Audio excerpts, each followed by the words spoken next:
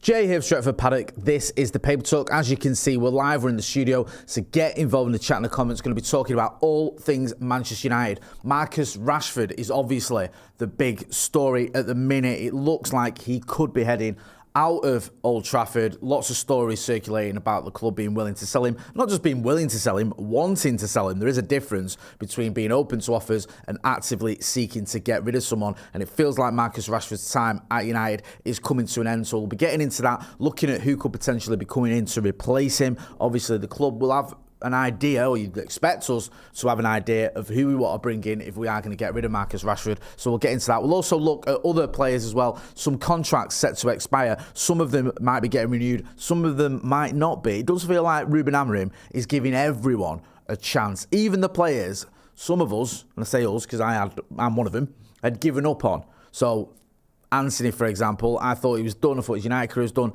He's getting minutes in the minute. Mason Mount, I know he had that injury at the Manchester derby, but he still started the Manchester derby, so it feels like there's something there where the manager sees something in him. Harry Maguire's another one who has gone from this player who's getting lambasted and ridiculed and trolled, if we're being brutally honest, to now being lauded and praised for his performances. So we'll be getting into all that, and we'll be looking at other targets as well. So make sure, if you're not doing already, you are hitting like, share and subscribe. We're on 776,163, right? We want to get to 800,000 subscribers by Christmas Day. And with your support, we can get there. You may think that's completely deleted, but why not? You've got to aim high, haven't you? Loads of people in the chat and the comments already. Robert Taylor says, what are we thinking today? Studio, kitchen or OT? The answer is obviously the studio. Matty H says, curveball, Amorim's living room. That would have been all right, wouldn't it? It was sat in Amorim's living room. Dal TV, Jacoya Trot, Sid the Whistle, JB, Phobos Seiko Man, loads of the usual suspects in there saying hello, good morning, all that good stuff. Bowen B says, Jay, that colour looks lovely on you. Thank you. I'm glad someone noticed. No one in the office has mentioned that, but there you go. Right, let's talk about Marcus Rashford. We have to, don't we? I feel like we've turned into Marcus Rashford TV, but we have to talk about what is obviously the biggest news story at the minute, and it is Marcus Rashford. We saw the article from Jamie Jackson yesterday saying that the club were actually trying to get rid of Marcus Rashford. It wasn't just a case of, you know what, if someone comes in for him, we'll take it. It's like, look, he doesn't feature in the manager's plans. Obviously, he was dropped from the squad from the Manchester derby, or for the Manchester derby, I should say. A huge call by Ruben Amorim. Let's not downplay that. That's dropping one of your senior players who's got a very good record against Manchester City, who even this season is one of your top scorers. That's saying you're not even in the squad. You're not even an option from the bench. That is a big, big call. But Ruben Amorim made that call, and I felt he was vindicated. I don't even feel like using the word vindicated, because I feel like had United lost, it still would have been the right decision. Now, that might sound nonsensical, and believe me, no one loves beating Manchester City more than I do. But if he's saying the standards aren't being set, and if you don't set those standards, you're not in the squad, then you can't just say, well, the standards aren't being set. If you don't set those standards, you're not in the squad. But because it's Manchester derby, I'll put you in anyway. You can't do that.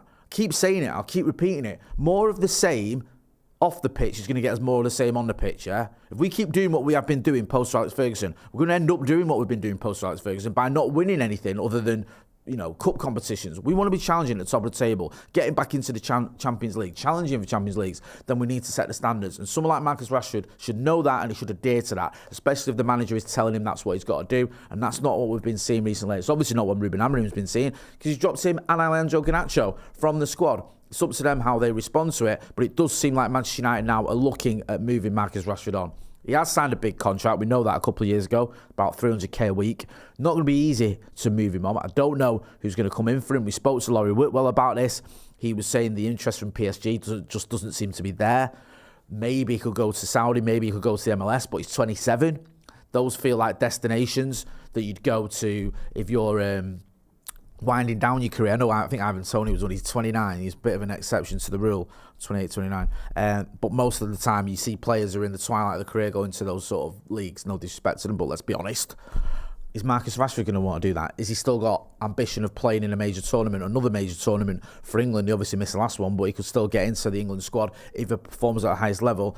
He ain't going to get that if he's performing in a league that's outside the top 10 leagues in the world. Will he go to another Premier League club? Would Manchester United be willing to sell him to another Premier League club? I'm not so sure.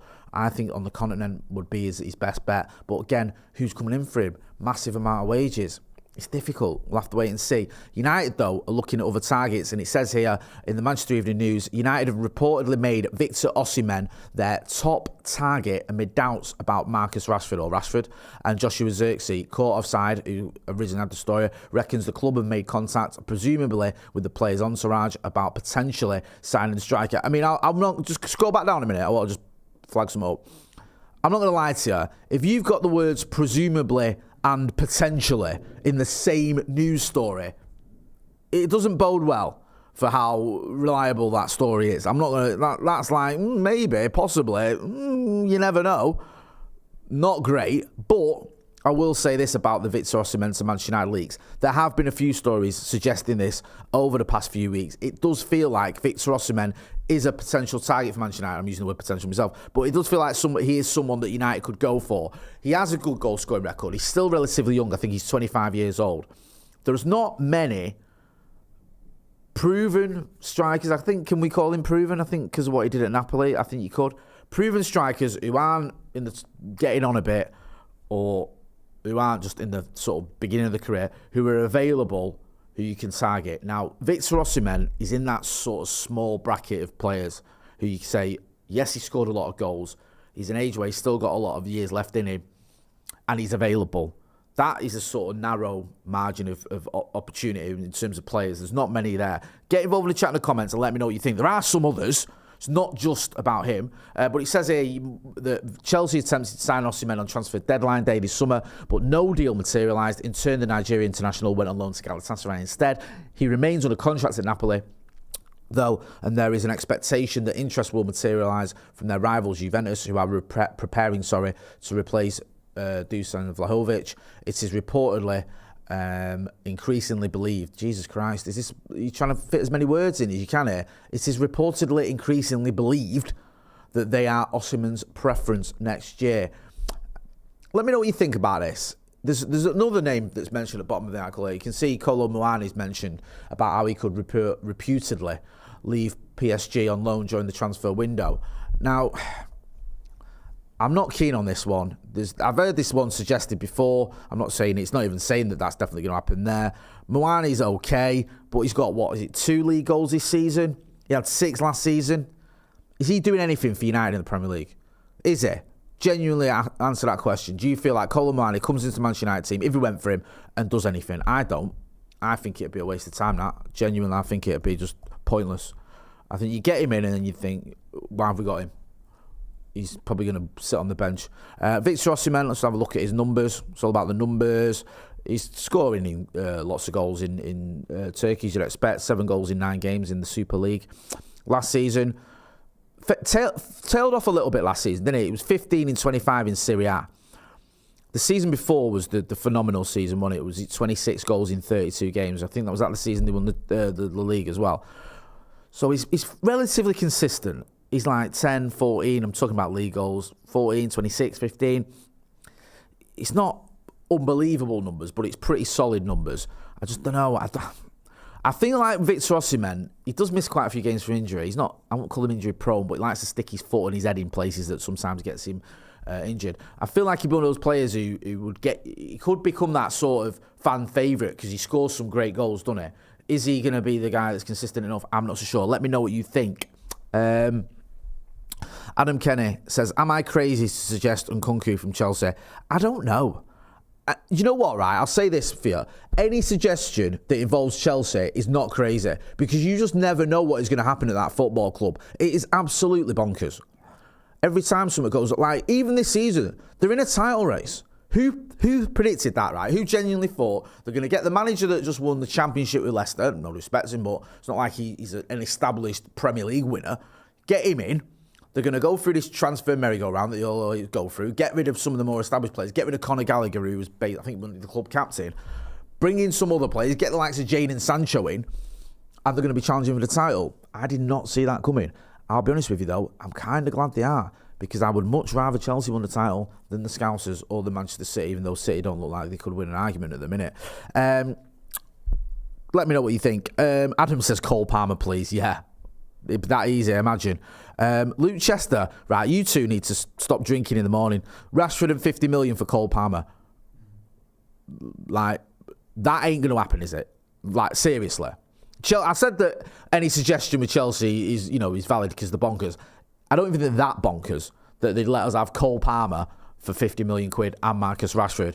I like Marcus Rashford. I've stuck up with Marcus Rashford. I don't want to, kick a lad while he's down. But you'd love that to happen. Cole Palmer and Marcus Rashford for 50 million, but it won't. Everyone's on the Cole Palmer thing now. Mohamed Mido Shihata says, what do you think of Marmoush and Rashford out? Greetings from Australia. Is this the Egyptian kid? Omar Mamouche. I don't know a lot about him. He's a bit Eintracht Frankfurt. He's scoring a lot of goals, I think. 13 in 13 this season, 12 in 29 last season. So, obviously he's stepped up a bit. 25, good age, as they say. One to keep an eye on. Not the worst suggestion I've heard there. Let me know what you think, guys. Come on, you know me. You know more than I do about players we should sign. Let me know who we should go, who we should get. Paul Bridget says, how bad is Mason Mount injury? I'm not sure yet. Hopefully we'll have an update on that. I feel for Mason Mount. I really do. It's been a disastrous move from Chelsea to Manchester United for the kid. It has. There's no sugarcoating it. And I'm not just blaming him. It's not his fault. He's always been injured. But it has been a disastrous move. I mean, he's not really done anything, has he, of note in a United shirt. Has he scored, is it 2 goals maybe, I think? I remember the one at Brentford. Am I missing another one perhaps? Barely played, barely finished the game. Obviously, given the number 7 shirt and all the responsibility and expectation and the hype that comes with that, and it's just been horrible for him, and I do feel for him. Jonathan David is a decent striker, says Glenn F. Yeah, he's another one who's been suggested a few times, potentially. Justin Beaver says, give Ahmad the number 10 shirt. Obviously, if Rashford goes, that could probably happen. That, to be fair, I don't think that's the worst idea. I think that makes a lot of sense. Cheyenne Restigar says, need to move Mount on. And Madness, he got the 7 shirt. I think the number 7 shirt has just been almost killed as a thing at Manchester United. There was a time when I was like 28, when the number 7 shirt was, I know you're thinking, you're not 28 now, Jay, but I'm a little bit older. When the number 7 shirt was like one of the most iconic shirts. The Manchester United number 7 shirt was one of the most iconic shirts in football. You had people like George Best, you had Brian Robson, you had David Beckham, you had Eric Cantona, you had Cristiano Ronaldo. Since then, we've had Alexis Sanchez, Memphis Depay. Who else? I can't even think of Michael Owen, of course. How can I forget? Did Di Maria have it? Or am I imagining that? I think he did. It's not been great. It hasn't. And now we've got Mason Mount who's wearing it. And it's not really happening for the kid, is it, to be fair? Adam Kenny says, you don't look a day over 29. Thank you. Bowen B says, I'd rather wait for Gyökeres in the summer than settling for less in January. I get that idea, and I feel like, I keep saying this, I'm not the only one that's saying it, so I'm not going to pretend I'm being very insightful, but this is basically like pre-season, isn't it, for Ruben Amorim? He's experimenting, he's trying different players, he's seeing who can fit into the system, he's seeing what who can rely on, who can't, he's setting down the markers in terms of the standards and what's the expectation and all that stuff. And I feel like, I'm not saying you completely write the season off. We're still in the cup competitions. We can still get into the Champions League, obviously. So there's still lots to play for. But I do feel like this season is a bit of a transitional one.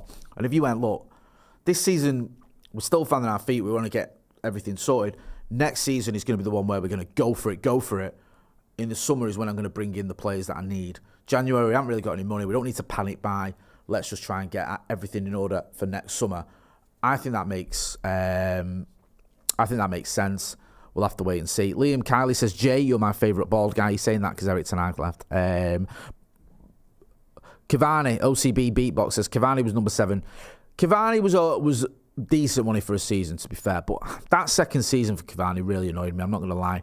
Adam Kenny also says, Ruben's just experimenting. It's like his college phase. Fergal 10 says, let's bring Ronaldo back. Yeah, very funny. Let's talk about some contracts. Mentioned Mason Mount. I don't think there's any new news there on the injury front. It says here from Fabrizio Romano, you might have heard of him. It says Harry Maguire on contract due to expire in June. All the signs are positive at the moment, and the chat that I'm having is really positive. I haven't really thought about it. I've still got this year to go with an option in their hands. I like Harry Maguire. I'm not just saying that because he played well at the Etihad. I think he gets a lot of undue stick. Probably hasn't lived up to the £80 million price tag. I don't think there's any probably about it. He hasn't, but it's not his fault he overpaid for him. He did have a very good spell for a time. Then he got the injury, didn't he? and then it's been fits and starts. He has had some ropey games. There's no point in sugarcoating it or rewriting history, but he's had some very good ones as well. I'd like to see him stay. I think if you've got a back three, then Harry Maguire is a very good option. I think if you've got a back three as well in centre-backs, you probably need 6. That sounds 6 centre-backs, that's insane. But you think about it. You've got Lenny Yoro, you've got Harry Maguire, you've got Matthijs de Ligt, you've got Lisandro Martinez. Am I missing anyone? I think the minute you've still got Victor Lindelof, obviously, haven't you? Then you've got some of the youngsters coming through as well. Like, when you look at it, you could say, right, if you kept, say, Maguire, de Ligt, Martinez, Yoro, am I missing anyone? I feel like I'm missing someone. Then you've also got someone like Godwill Kokonki coming through, maybe one or two other youngsters. You could. I think having 6 and Harry Maguire being one of them isn't excessive. I know, obviously, Kokonki's only 16, but I'm talking about the future, maybe next season. I do feel like you need cover in that position because obviously you get 1 or 2 injuries at centre back, then you're gonna have to look at can we still play 3 at the back? How are we gonna do it? I know Luke Shaw's someone who can play in the back 3, but he's injured all the time. He's not even an option. So let me know what you think in the comments. I'd like to see Harry Maguire staying. That's the point I'm getting at. Hit that like button as well, please, people. Let's get to 200 likes. Dan United 94 says Adam Makolo Mwane. I like it. Kevin, sorry. Absolute schoolboy error there. Thank you, Kevin Aitchison. Sir Johnny of Evans. How can I ignore the greatest footballer we've got? Commenter says, Jay, a Rashford for Osman swap would be the best deal since I swapped my Aunt Jude to a farmer for a box of ciggies in Southport. Lovely. Maybe that could be an option. I doubt it. Would Napoli want Marcus? Maybe. Let's talk about Amorim's under-21s. What have we got here? Head coach Ruben Amorim joined Nick Cox and Jason Wilcox and Darren Fletcher on the touchline at Carrington this weekend to watch our under-21s complete a 5-1 victory over Southampton. Just on that front as well, we're going to be back. Academy Review is going to be back later this week. Excuse me, bit of windy pops. So we're going to have Finn, Academy Scoop, in the studio. He's going to be talking us through all the Academy games. Can we just talk about Ademola Lookman, please, my friend? You can see here. That's all right. So there you go. Ademola Lookman back in the Premier League. So there's this story. I think this is Sky Sports. So he's always had a big time of it. What was the award he won last night? Was it the African Football of the Year award? I think he won. Now, it's saying here that there's a lot of clubs being interested in him. He's obviously smashed it at Atalanta. The only thing with that is, if you're going to buy anyone from Atalanta, then you're going to pay a premium for him because we bought Amad Diallo, who is one of the best players of all time, but we paid 37 million with add-ons, let's not forget, for an 18-year-old who played an hour of football. We bought Rasmus Højlund from him, who'd had one decent season, if we're being honest. I'm not saying he's not a good player, I'm just saying that is where he was at. So if you're going to go to Atalanta and get a player, you're going to pay a lot of money for them because they don't give players away on the cheap. Let me know what you think about Lookman. Do you think he could be a decent option for us? Is he someone that you'd like to see at Manchester United? Obviously, he was only young when he was at Everton. Potentially could be someone, couldn't he? You look at him and you think, okay, he's a decent player. He just won African Footballer of the Year. Could be an option. The thing with Ruben Amorim as well is he might look at certain players and go, I can get a real tune out of him. Because when he looks at Victor Gyökeres, people probably didn't expect Gyökeres to get anywhere near the numbers that he got at Sporting. He had good numbers, but nothing like what he went into the stratosphere, didn't he, with his numbers. So there might be something in that where the manager goes, look, get me that player. He's a player that fits my system. He's a player that I can work with. He's a player that I can bring in. Harry Potter says, I don't think Amorim wants a striker. He'd be more concerned with a left wing back. I think you need both eventually. Justin Beaver says, Jay, get Joe to wear the all-white ice cream outfit on Alive again. We deserve it as a celebration for our win against City. I will ask Joe to do that. If he says no, though, I can't make him do anything. Just finally, we've got a young target. There's a kid that we're interested in. I think we've got a bit of info on that one, if we can just get it up on the screen. It says Manchester United and Real Madrid are among the clubs showing an interest in the potential transfer of Olympiacos wonder kid Charalampos Kostoulas, what a name. A number of top clubs have sent their scouts to keep tabs on Kostoulas in recent games, with the talented 17-year-old forward already making waves in the Olympiacos first team, scoring 3 goals for them so far this season. Sources with a close understanding of the situation have informed Courtside that United are among the teams to have monitored him closely, along with Real Madrid, Bayern Munich and West Ham United. So, one to keep an eye on. Matty 8 says Gyökeres 60 games, 61 goals. Fantastic. I'm going to leave it there. Thank you to everyone who got involved in the chat and the comments. Going to be back later on today. Got loads of content coming up, so make sure if you're not doing so already, you are hitting that like, share and subscribe button. I've been Jay Motty. This has been the Paper Talk. Thanks for watching.